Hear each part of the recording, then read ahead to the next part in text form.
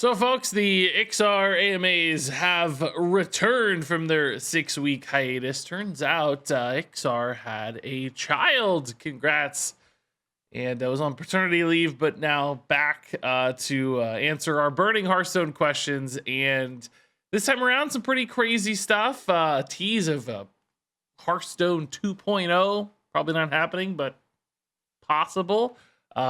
The hero cards for the mercenaries seem to be on the table, and also a look into some alternative card designs, one of which will be in the game in the future. So let's go ahead and jump into these various Hearthstone questions. Up first here, I think people will be relieved to hear, what are your thoughts on card generation in Priest?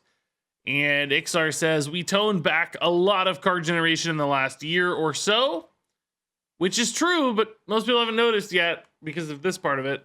I think you'll really see the fruits of all that when the next rotation hits and the new core set hits. There was too much this time around.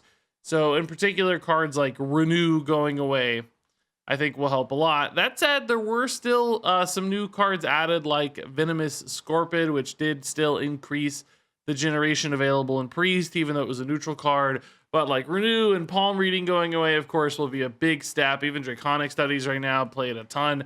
So I think Priest will lose a lot of card generation tools at rotation time. Unfortunately, that means we have to wait another 2 entire expansions. So, this is in some ways good news for the long-term health of the game. But if you're somebody who really, really hates Priest right now, waiting, the better part of a year still, or at least half a year, is gonna be tough. It's actually still like 9 months, I guess, still rotation almost or something, 8-9 months. So yeah, it's gonna be rough if you're a real big Priest hater, which a lot of people are. That said, shifts in the meta can still push Priest's popularity down. Maybe you don't see it very often. Maybe it's not as competitive of a deck, even if the generation remains roughly the same for a while. So moving on, this is really exciting since we see the Mercenaries in Forged and the Barons, and now they're returning as questline upgraded reward versions. Will we see them return as hero cards or something similar in the final expansion of the Year of the Griffin? And Iksar says they will return and they will be very cool. I wouldn't give away what the expansion teams are working on so early though. So no hard confirmation here that they're hero cards, but they are coming back and probably as some sort of third super iteration. And if they're going to up the ante from the quest rewards at all, they're going to have to do some really cool stuff with the mercenaries to make them feel like there's some sort of natural progression. Because the quest line reward versions that we've seen so far, Arcanist Dawn Grasp, giving +3 spell damage for the rest of the game, and Blightborn Tamsin, meaning you don't take damage on your turns, which is just crazy to help you kill your opponent with like fatigue and self-damage cards. Those are both really big game-altering, game-ending sort of effects. And, they're big 5-mana, 7/7 stat lines, too, because they're quest reward tokens. So if you're going to make things more impressive than those, which you probably want to do if you want to keep evolving these characters, I think either hero cards or maybe a new card type is the only step forward there to really continue to evolve those characters. So I think hero cards are pretty likely. They've teased hero cards are going to be coming back in some facet, because right now I guess we just have Lord Jaraxxus, and it's weird to have a whole card type with barely any of them in the game. So I think we'll see some hero cards for the mercenaries, or maybe something even newer and cooler. I'd certainly welcome that. All right, so next up is a question about the keyword Tradeable, introduced with United in Stormwind, where you can take a card and put it back in your deck for a cost of 1 mana, trading it for another card, basically cycling the card. And I agree here with Adam Noodleman that it's helpful for things like tech cards, where you don't have to pay much of a penalty to run a tech card. You can swap it out for something more valuable depending on a particular matchup. And he's asking if that becomes evergreen. Iksar says, always a chance to make a keyword evergreen. Just have to see how it plays out in practice. If players love it and we think there's a huge amount of design space, we'd consider it. And I think Tradeable would be pretty interesting. I agree with Iksar. Let's see how it goes. But it feels pretty fundamental to the game in some ways. It is not as flavorful, just as far as like, it's not as neutral in its flavor like it is kind of specific to the Stormwind trading aspect, the commerce side of things. But I don't think it would be particularly out of place in Hearthstone. The word is still generic enough that it's just trading. It's not necessarily like I'm trading on the, marketplace or anything like that. So I'd be cool with that. I also thought Spellburst was a reasonable consideration for an evergreen style keyword. I don't think it's going to happen because we didn't see any more introduced, but it felt just so connected to a core thing, casting a spell. And there's been some pretty neat Spellburst cards, but apparently Spellburst isn't making the cut, at least that we've seen so far. Maybe Tradeable will be the next keyword to get the evergreen status. Okay, so this is a really interesting one, and it may take us a little bit to get through this one, but a lot of detail here. This could probably be its own dedicated video, but I'm not going to do that to you. I'm not going to make you watch a second video. This is all about Iksar, how he basically created the initial designs for the Wailing Caverns. He says the team was under a heavy workload, so he did the initial sketch for all 35 cards himself. And he doesn't share all of his initial designs, but he shares a lot. And first off, it's pretty cool to see where these designs started and what they might have turned into in a different world, because a lot of them changed, of course. Some stayed exactly the same. But also there's a little hint of what we might see in future expansions as well. So here is the list of the Dungeoneers that Iksar proposed. And in particular, interesting little tidbit, chaos spells are what Fel spells are. Fel used to be chaos. Fel definitely sounds more Warcrafty than chaos to me. I think that like cosmic chart thing in the Warcraft universe, I think it had like order and disorder, not even the word chaos, but Fel certainly a big part of that. So anyway, Fel definitely sounds like a better fit. But originally there was a Chaos/Fel Dungeoneer for Demon Hunter. It would have been a 4-mana 3/3. Draw a spell. If it's a Fel spell, give your hero +3 attack. So would have been a pretty aggressive option there to draw some stuff. And Demon Hunter seems decent. There was a Nature Dungeoneer for Druid. Draw a spell. If it's a Nature spell, Nature Dungeoneer gains +2/+2. So it would have gone from a 4/2 to a 6/4 for 4 mana. I don't think that's particularly interesting. Druid might have trouble using that. The Mage Dungeoneer would have been a Fire Dungeoneer instead of a Frost one. That would have been a fire spell that dealt 1 damage to all other minions. I don't know if Mage would have been able to use that super successfully. But the tutor aspect for that card's fun. They're not using the Frost one particularly effectively either. I did see a conspiracy theory that the Frostweave Dungeoneer's artwork had been changed or altered. It looked like fire. I have not looked at that yet, though. Let's pull that up real quick and see if there's any merit to that argument. Yeah, I could see that. I could see how this used to be fire, maybe, and it was changed to frost. I don't know. This gym does look kind of frosty, though, so this looks frosty to me as well. There's nothing about this that compels it to be fire, but I could see it also have been fire at one point, but who knows? Anyway, interesting conspiracy theory. Holy Spell was going to copy the spell instead of discount it. That would have been pretty scary for card generation and duplication there, so I'm kind of glad that didn't happen. And Shaman was going to be frost spells and freezing a random enemy minion. That would have been kind of cool. Free Shaman coming back. And I guess Iksar was thinking they could cut this cycle of cards down to 4. Cycle meaning like kind of group or subset or whatever of cards. And it's still coming across as a cycle. In fact, they cut it down to 3 eventually. We only got 3 of the Dungeoneers. I think it still felt like a cycle. So that wasn't too big of a concern. So next up here, pretty interesting little snippet about Paladin. And he talks about there's a weapon in here for Paladin with some weapon support. Paladin did get a weapon eventually. It was the Seed Buckler or whatever, the Divine Shield Circle weapon. But this is the cool part. He says, we have Ret Paladin for our character, so we'll need weapons for those weapon build-arounds later in the year. So it sounds like they've got some weapon build-around cards coming for Paladin later this year. Some support cards planned already for Paladin. It sounds like that's just like he's moving towards that. And then Party of Adventurers is, party up what we saw eventually. Pretty accurate here. It was a 7-mana spell.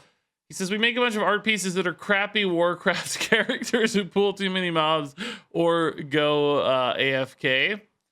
And he also talks here about the Ooze Adventurer card. So that's pretty cool. And yeah, Party of Adventurers or Party Up stayed exactly the same. There's some funny names here for the various adventurers, but their effects stayed the same. There was a Mysterious Brawler, which was another secret synergy card, it looks like, for Paladin. A 1/4 with Frenzy, draw a secret from your deck. They probably changed that one because Paladin was already like trending towards being really good and didn't need this. There was also the Turtle Shell Maul weapon originally, which was a 1-mana 2/3 that summoned a 2/1 turtle for your opponent on Death Rattle. So strong early weapon that had a downside, which could be kind of cool. Could have disrupted some N'Zoth stuff if you summoned a small beast for your opponent. That could have had some interesting interactions. But nice look there at Paladin, and maybe stay tuned for some weapon support later in Paladin. Not something we see too often. So this is pretty cool. So the Priest card, Against All Odds, started out like this as a kind of pair across Priest and Warlock that would be 4-mana spells that destroyed all odd cost or even cost minions, and instead went to Against All Odds for odd attack minions. And I guess Warlock lost their removal spell. Also, there's that Priest Dungeoneer again. And you can probably see why this was changed, and Iksar kind of even hints at it here. Basically, mana costs aren't visible on board. You have to hover over minions to see their mana cost, which kind of adds a layer of complexity to the card when you play it. Whereas the final version, Against All Odds, you can see attack values on board.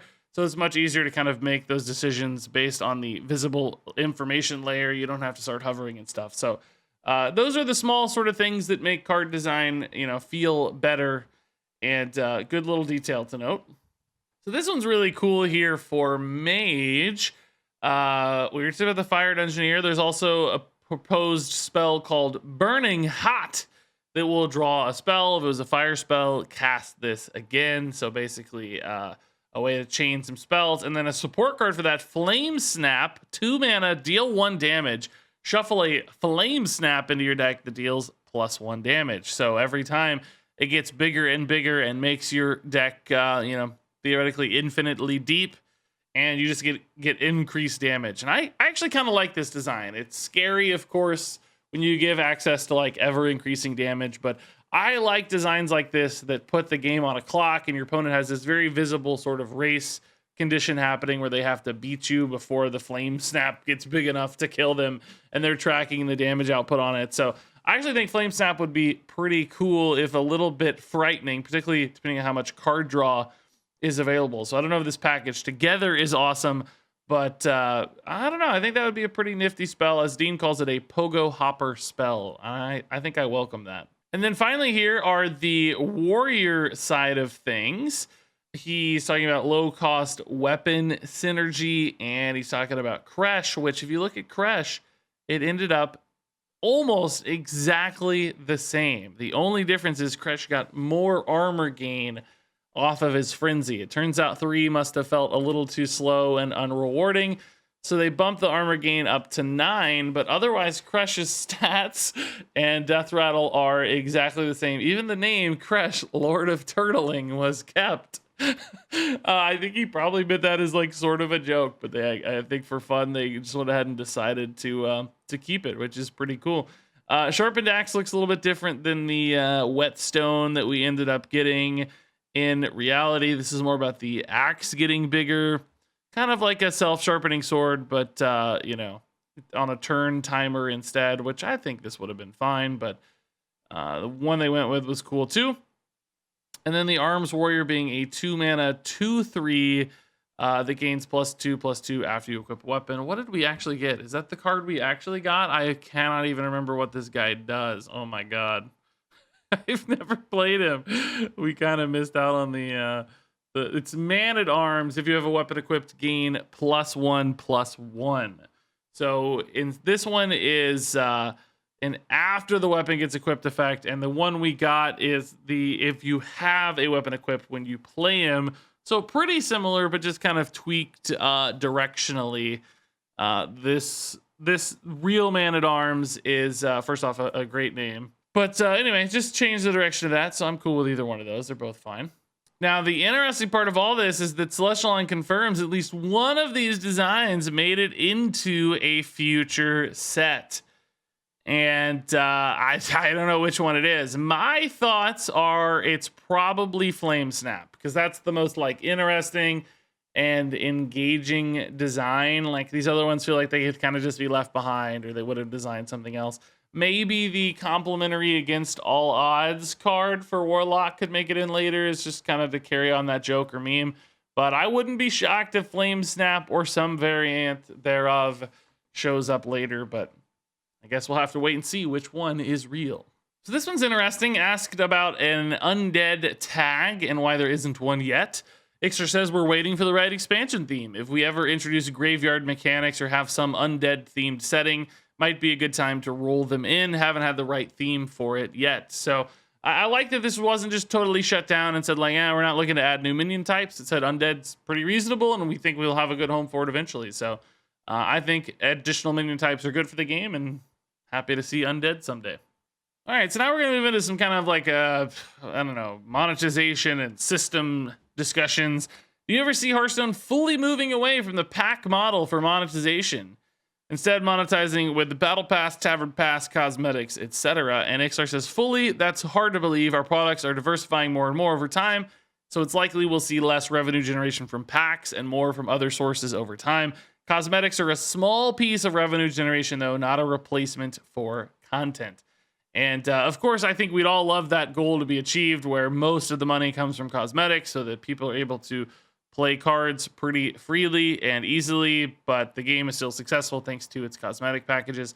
Runeterra has taken that model. I don't know how successful that is, right? Or how much that's just being propped up to support future endeavors, because I think Legends of Runeterra is kind of seeing the baseline lore and art, and it's almost feeding into the future Riot MMO that they're designing in the League of Legends universe. So I don't know how successful Runeterra is. I don't know how big of a part cosmetics are for Hearthstone, but they are described here as a small piece of revenue generation. So if they're not already a substantial piece or a significant piece, it would be really, really hard for Hearthstone to shift that way. Plus, at the moment, I think Hearthstone's really one of the bigger money makers for the Blizzard side of the Blizzard Activision King conglomerate.